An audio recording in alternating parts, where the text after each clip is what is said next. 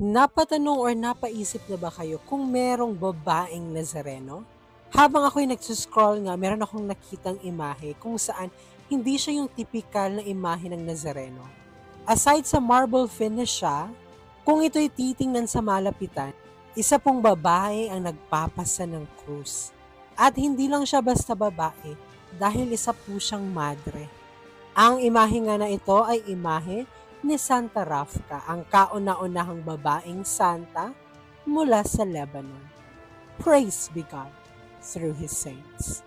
Maituturing na patron ng mga domestic helper at ng mga OFW si Santa Rafca. Dahil nung bata pa lang siya at mamatay yung kanyang ina, at dahil na rin sa kanilang financial problem, pinadala po siya ng kanyang tatay sa ibang lugar para mamasukan. Ang sad part lang, pag uwi niya, meron ng bagong kinakasama or asawa yung kanyang tatay. At ang gusto nung napangasawa ng kanyang tatay ay ipakasal siya sa kapatid nito, sa kanyang step-uncle. Habang yung isang tita niya naman, gusto naman siyang ipakasal doon sa anak nito, sa kanyang pinsan. Kaya ang ginawa ni Santa Rafca, siya po ay nagdasal at humingi ng sign sa ating Panginoon. At doon siya na-enlightened na pumasok sa pagiging madre. Alam niyo ba na tinanong niya ang Panginoon kung hindi na ba siya mahal nito? Dahil hindi na daw siya binibigyan ng kahit anong sakit. Kaya naman isang araw, hiniling ni Santa Rafca sa ating Panginoon na ma-experience niya din yung mga paghihirap na dinanas ng ating Panginoon. And of course, hindi naman siya binigo ng ating Panginoon.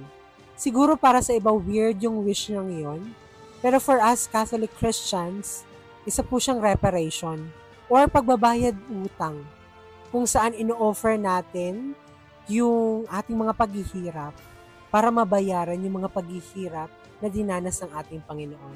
Kahit alam natin na hindi naman talaga natin mapapantayan yung mga paghihirap na dinanas niya. At nagsimula na nga na sumakit yung kanyang ulo. Hindi lang basta sakit, mga dear. Yung sobrang sakit na umaabot na sa kanyang mga mata. Kaya naman maituturing din siyang patron ng mga taong nagsasuffer ng migraine. At inoperahan nga po yung kanyang mata dahil sa ito'y nagmamagana talaga.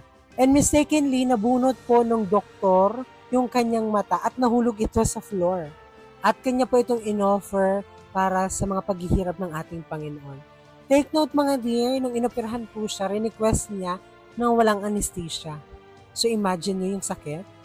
Hanggang sa dumating sa point na pati yung isa niya pang mata ay naapektuhan at nabulag.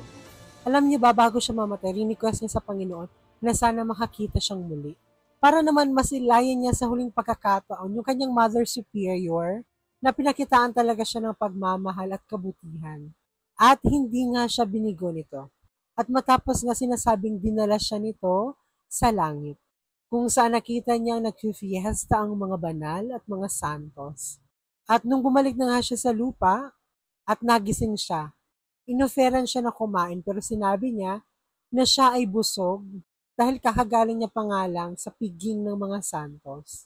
One last thing bago natin tapusin ang video. Alam niyo ba na request niya sana na mag-attend ng isang misa? Kaso lang during that time, mahihirapan talaga siya sa pagbangon or kahit buhatin pa siya. Kasi super nananakit yung kanyang katawan. Kaya hinayaan na lamang siya doon sa kanyang higaan. Pero nagulat ang mga madre nang makita nila na gumagapang papunta sa simbahan itong si Santa Rafca. And matapos nga siyang mailibing, sinasabing 3 consecutive nights na merong nagliliwanag sa kanyang libingan. Same phenomenon nang nangyari kay Saint Charbel. Pero bakit meron siyang pasan-pasan na krus? Sinasabi kasi na meron ding sugat sa balikat itong si Santa Rafca. Merong nagsasabi na ito'y marahil isang stigmata dahil merong natatanging debosyon si Santa Rafca sa ika-6 na sugat ng ating Panginoon. We are only familiar with the 5 wounds of Jesus, yung kanyang mga sugat sa mga kamay, paa, at sa kanyang tagiliran. Pero sinasabing mas masakit yung sugat sa kanyang balikat dahil pinasa ng ating Panginoon ang krus ng ating mga kasalanan. At sinasabing laging nagdarasal ng 6 Our Father at 6 Hail Mary si Santa Rafca in honor of the 6 wounds of Jesus. Ito po ang inyong hermano nagpapaalalang piliing maging masaya at piliing maging banal. Maraming salamat.